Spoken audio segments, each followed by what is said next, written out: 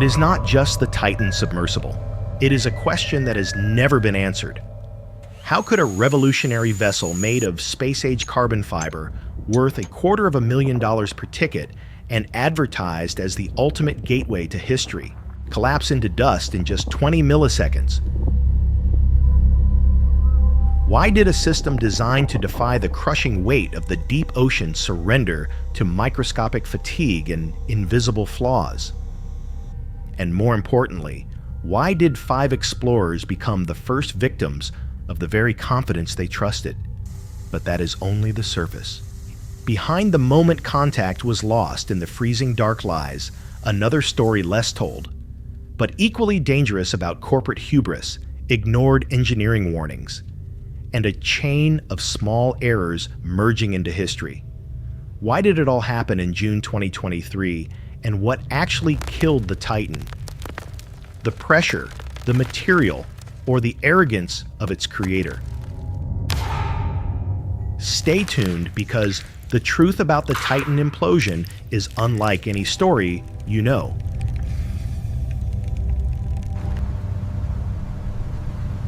June 18th, 2023. The North Atlantic sun did not look like an enemy. It rose over the deck of the Polar Prince with a crisp, indifferent brilliance, illuminating the whitecaps that stretched to the horizon.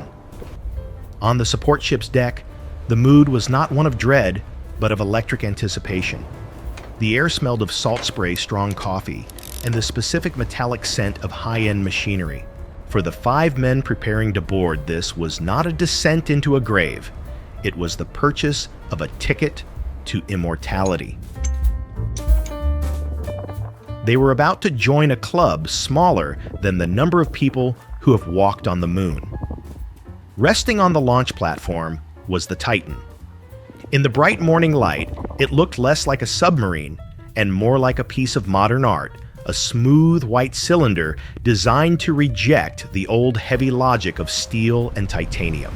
It was the SpaceX of the ocean, a marvel of carbon fiber and innovation that promised to democratize the deep.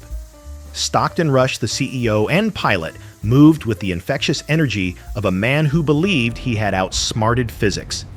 He wasn't just selling a dive, he was selling a revolution. He spoke of the carbon hull not as an experimental risk, but as the future lighter, cheaper, better.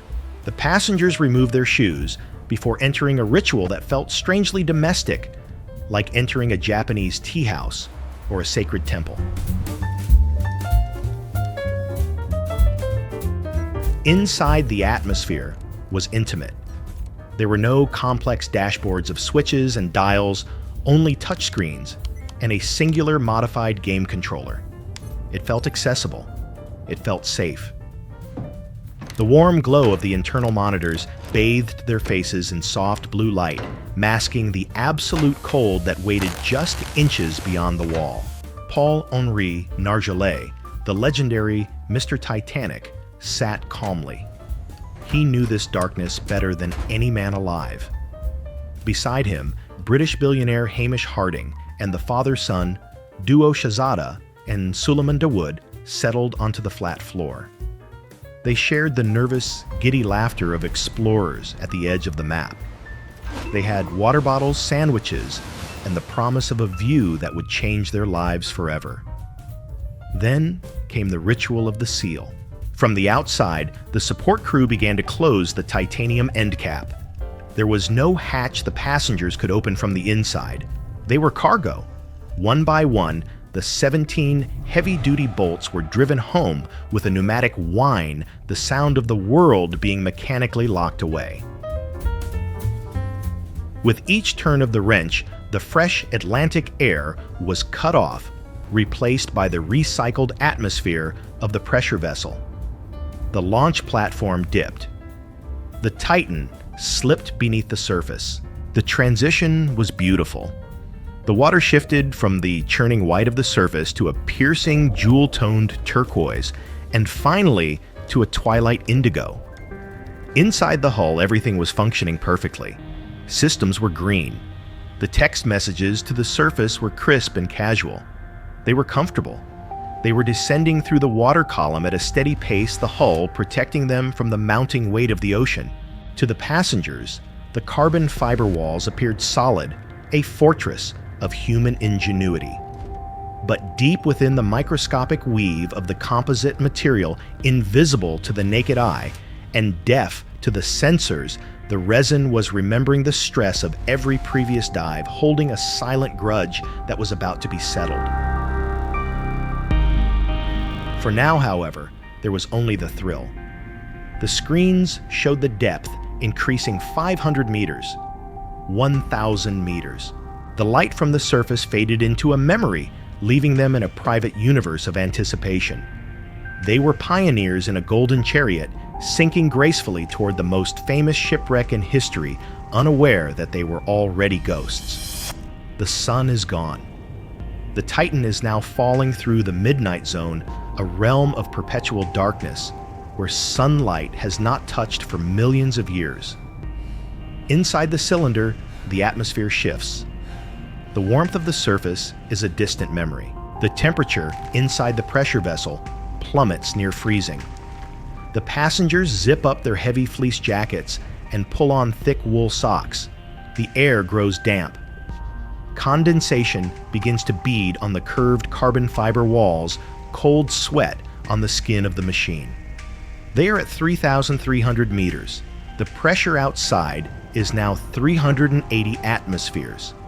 It is no longer just water, it is a crushing vice. Every square inch of the hull is being squeezed by a force equivalent to a pickup truck parked on your thumbnail. The silence of the deep is a myth. Down here, the Titan talks. The carbon fiber hull, a composite of distinct layers glued together, begins to react to the load. It cracks. It pops. These are the sounds of settling, according to the CEO. To the untrained ear, it sounds like gunfire in a distant room. As the pilot explains that these noises are normal, the acoustic sensors monitoring the hull struggle to separate the background static from the sound of the material beginning to scream. But there is hope. A text message pings up to the polar prints on the surface. All systems functioning, dropping 2 weights. This is the moment of relief. The false hope spike. They are close. The bottom is just minutes away. The excitement returns. They check the cameras. They prepare the external floodlights to illuminate the Titanic. For a few seconds, the mission feels like a triumph. They are deep, they are alive, and they are about to see history. As Suleiman Dawood shifts his legs to get comfortable, the microscopic resin between the carbon layers finally surrenders, delaminating in a chain reaction faster than a zipper opening. 500 meters. The physics of what happens next are absolute. The ocean finds the flaw. It does not leak. It invades. At this depth, water pressure acts with the violence of an explosive. The carbon fiber hull does not bend like steel. It shatters like glass. The failure is catastrophic and instantaneous. The implosion occurs in approximately 20 milliseconds. The human brain takes 150 milliseconds to process a sensory input. It takes 100 milliseconds to register pain. The math is merciful, but the reality is horrific. The walls of the submersible accelerate inward at supersonic speeds exceeding 1,500 miles per hour. The air inside the cabin, compressed in a fraction of a second, undergoes adiabatic heating. For a micro moment, the temperature inside the Titan rivals the surface of the sun.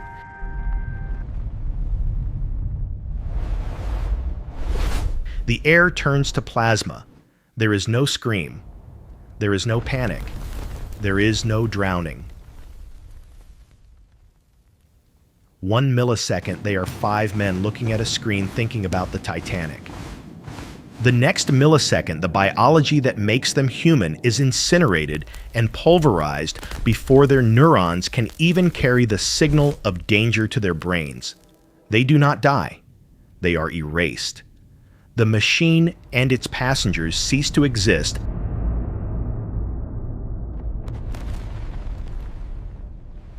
as distinct objects. The shock wave hits the water. A violent high-frequency bang tears through the ocean, traveling endlessly through the sound channel. Then immediate silence. The debris shreds of white fiber, twisted titanium, and plastic loses its momentum. It begins the slow, gentle drift down the final few hundred meters to the seafloor. The ocean claims the space back, instantly filling the void where the Titan used to be. The water is cold again, the dark is absolute again, the monster has fed, and it settles back into its weight. On the surface, time did not stop. It stretched. At 1:47 p.m., communication was lost. The Polar Prince waited. In the control room, the silence was initially interpreted as a technical glitch, a faulty transponder, a bad angle. It had happened before. But as the minutes bled into hours, the silence gained a weight of its own. It became heavy. It became a presence. By evening, the protocols of hope were activated. The world was told that the Titan was missing, but not necessarily dead. The narrative shifted immediately to the 96-hour oxygen supply. This was the cruelest metric of all. For 4 days, news channels around the globe broadcasted a countdown clock. Billions of people stared at the ticking numbers, imagining 5 men huddled in the cold, conserving their breath, waiting for a knock on the hull. The digital red numbers on the television screens counted down specifically for an audience of ghosts, measuring the remaining life of men who had already been gone for days. Then came the resurrection of the machine. The ocean is vast, a desert of water that hides its secrets well. To find a white minivan in a dark canyon, twice the depth of the Grand Canyon, required a mobilization of industrial might rarely seen in peacetime. The response was a display of brute engineering force. Massive pipe-laying vessels and research ships converged on the site. The Deep Energy, a behemoth of the seas, deployed its ROVs. The Horizon Arctic arrived, carrying the Odysseus 6K, a robot the size of a car, built to withstand pressures that crush bone to powder. These machines were monsters of steel lights and hydraulics, descending on thick umbilical cables, their motors humming with the voltage of a small city. This was Lens C, the engineering awe. We saw the contrast between the fragility of the lost submersible and the staggering power required to find it. On day 4, the oxygen clock hit 0. Hope was mathematically exhausted. But the Odysseus 6K was just arriving at the bottom. The ROV glided over the silt of the North Atlantic seabed. Its floodlights cut through the eternal gloom, revealing the pale, ghostly mud that has buried sailors for centuries. It moved past the erratic, twisted shapes of the ocean floor, scanning, searching. Then, 600 feet from the bow of the Titanic, the lights caught something unnatural. It was not the Titan. It was the remains of the Titan. The debris field told the story instantly. It was the language of violence written in metal and composite. The ROV camera panned over the wreckage, sending high-definition images back to the control room where engineers stared in silence. There lay the titanium end cap. It was perfectly intact. The titanium ring, the interface between the door and the hull, was unbent. It had survived the pressure. It lay there like a discarded wedding ring on a beach. But the cylinder, the main hull made of carbon fiber, it was gone. It had not just broken, it had shredded. This is where the forensic lens reveals the true antagonist. Steel and titanium are isotropic materials. If you overload a steel submarine, it bends, it deforms, it warns you, it screams before it dies. Carbon fiber is different. It is a composite threads of carbon glued together by epoxy resin. It is strong, yes, but it is brittle. And crucially, it suffers from cyclic fatigue. Every time the Titan dove and resurfaced, the hull compressed and expanded.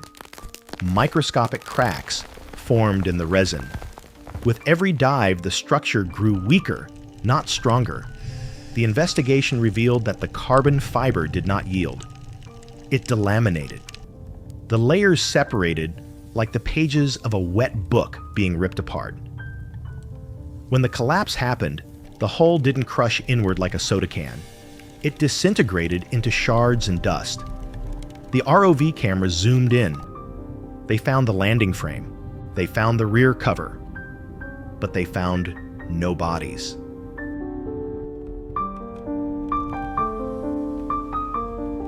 The violence of the implosion, followed by the deep ocean currents and the biology of the seabed, had ensured that the ocean kept its prize.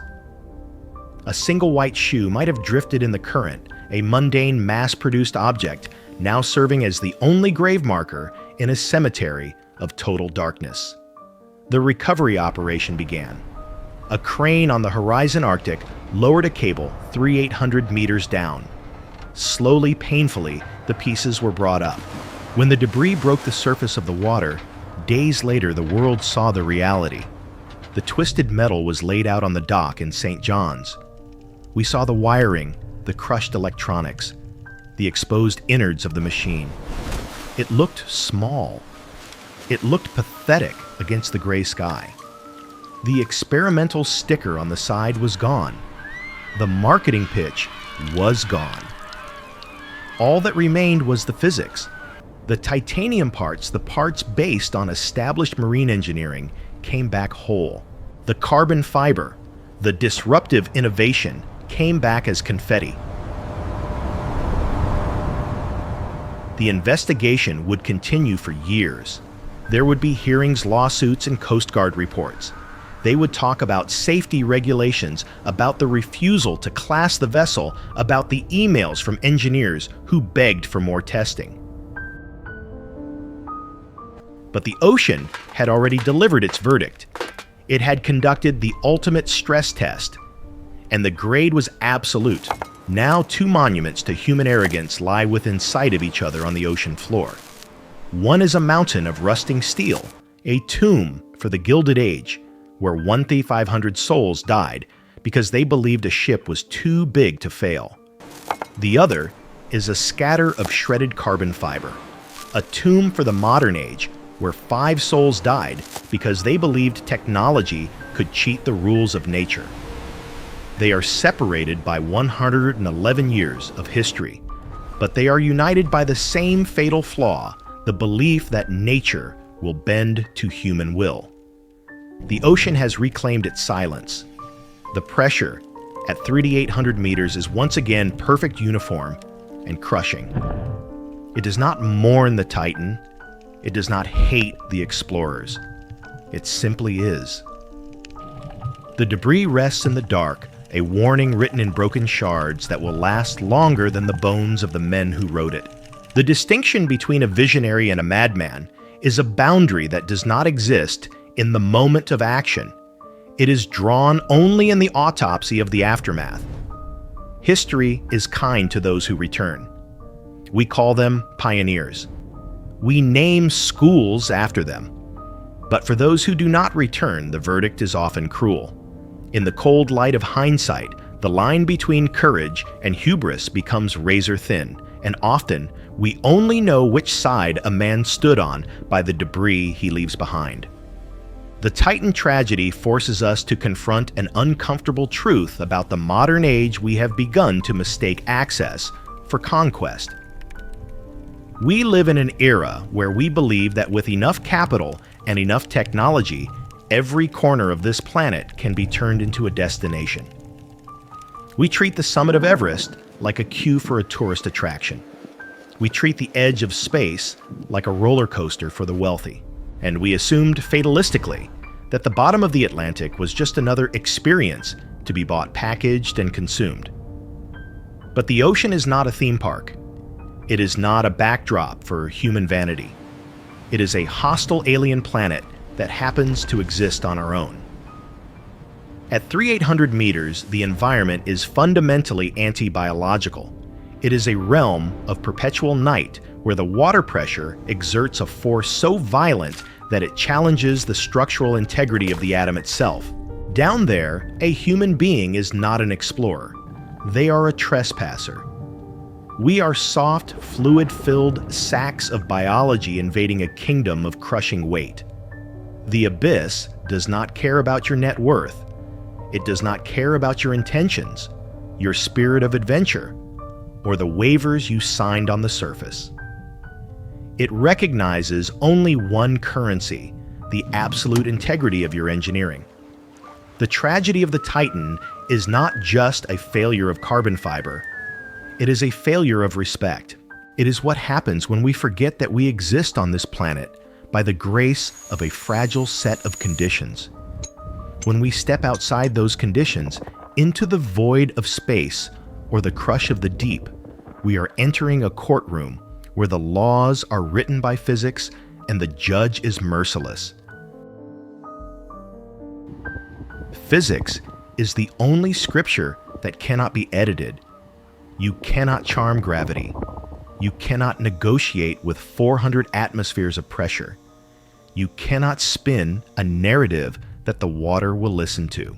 If there is a flaw, a single microscopic bubble in the resin, a hairline fracture in the ego, the ocean will find it, and it will not hesitate.